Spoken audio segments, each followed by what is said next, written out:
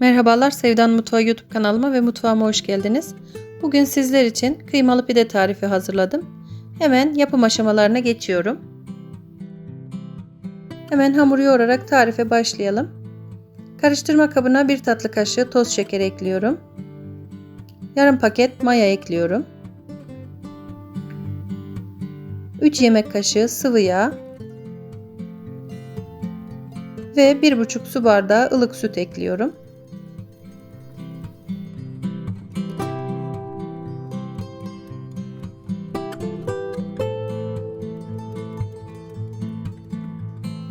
Ununu eklemeden önce malzemeleri birbirine karışması için çırpma teliyle biraz karıştırıyorum.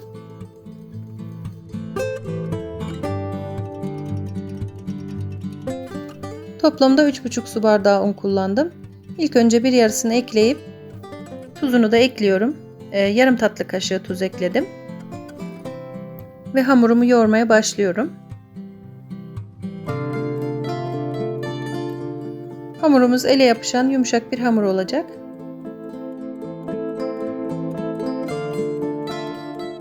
Unun kalan kısmını da ekleyip hamurumu yoğurmaya devam ediyorum.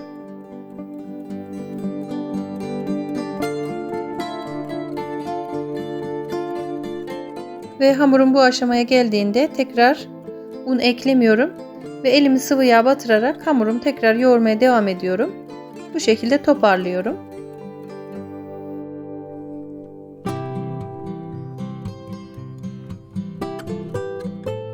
Ve yoğurma işlemini tamamladıktan sonra üzerini kapatıp bir kenara mayalanmaya bırakıyorum. Pidelerimizin iç harcını hazırlayalım. Yarım kilo kıyma kullanıyorum. İçerisine çektirdiğim yağla birlikte yarım kilo oldu arkadaşlar. Yeşil biber, domates ve maydanoz kullanacağım. Şimdi domates ve biberi rondodan geçiriyorum.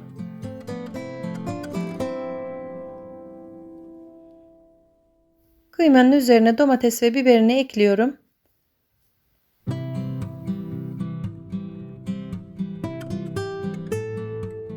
Maydanozları da ince ince doğradım, onu da ekliyorum.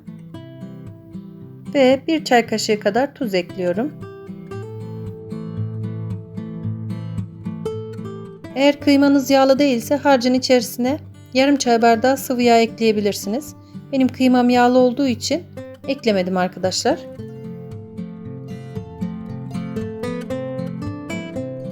Pidenin hamuru mayalandı. Şimdi üzerini açıyorum.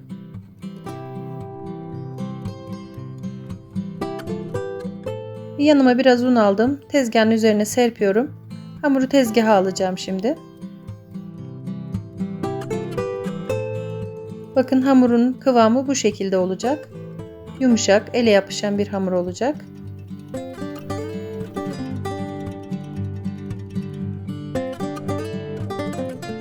Hamurun üzerine biraz un serptim. Elime yapışmaması için. Yuvarlıyorum ve keseceğim şimdi. Bezeleri ayıracağım.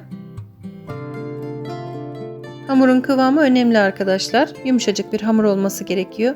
Eğer hamurunuz sert olursa pideleriniz kuru olur.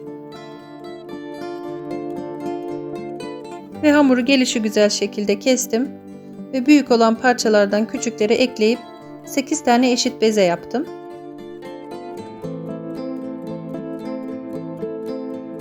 Yaptığım bezeleri bu şekilde her tarafını unluyorum tezgaha yapışmaması için.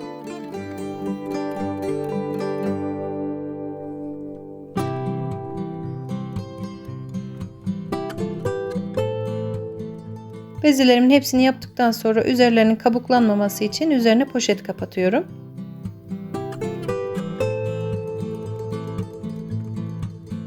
Şimdi ilk pidemizi yapmaya geçelim. Tezgaha çok az un serpip hamurumu açmaya başlıyorum.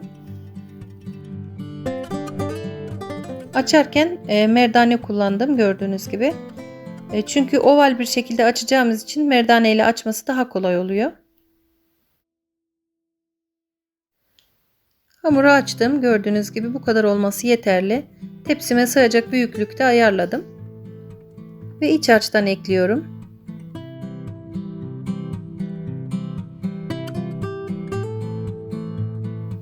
Eklediğim iç harcı kaşıkla her tarafına güzelce yayıyorum.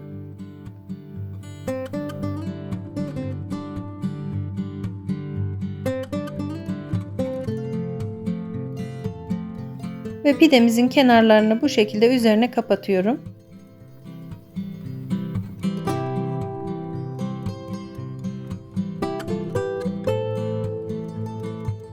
Ve her iki tarafı da aynı şekilde kapattıktan sonra uç kısımlarını kayık şeklinde birbirine yapıştırarak birleştiriyorum.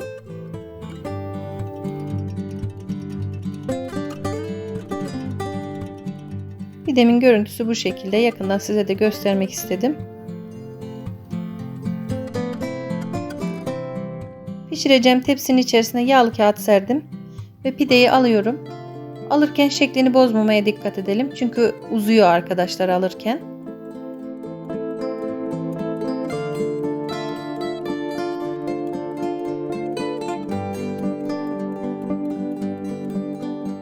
Ve ikinci pideyi yapıyorum. Hamurunu açtım gördüğünüz gibi. Aynı önceki pidede olduğu gibi.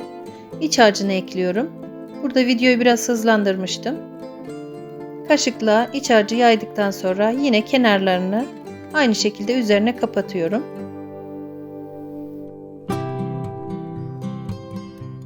Ve uç kısmını da yine bu şekilde sıkıştırarak kayık şekli veriyoruz pidemize. Ve ikinci pideyi de yine tepsiye alıyorum. Tekrar belirteyim, tepsiye alırken fazla uzamamasına dikkat edelim. Pidelerim pişmeye hazır. Üzerlerine yumurta sürmeden pişirdim arkadaşlar. İsterseniz yumurta da sürebilirsiniz. Ve fırının en yüksek derecesinde hemen pişirmeye gönderiyorum pideleri. Ve pidelerim pişti. Fırından aldım. Gördüğünüz gibi. Yüksek derecede pişirdiğimiz için hemen pişiyor. Mutlaka kontrol edelim. Ve sıcağı ile üzerine tereyağı sürüyorum. Daha kolay sürebilmek için tereyağını erittim arkadaşlar. Fırçayla sürüyorum.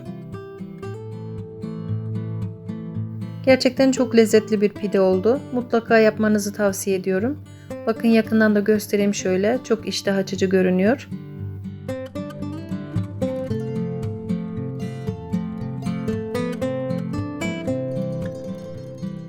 Pidenin ilk sıcaklığı çıktı.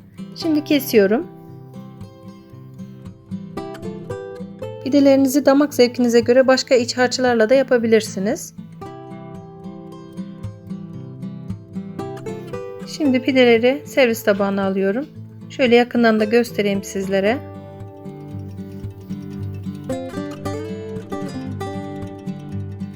Gerçekten lezzeti çok güzel oldu. Mutlaka yapın diyorum.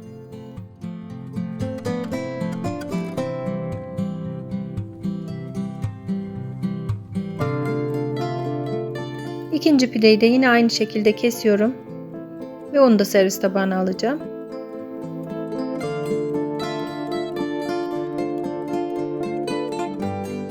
Ve bir tarifimin daha sonuna geldim arkadaşlar. Umarım beğenmişsinizdir.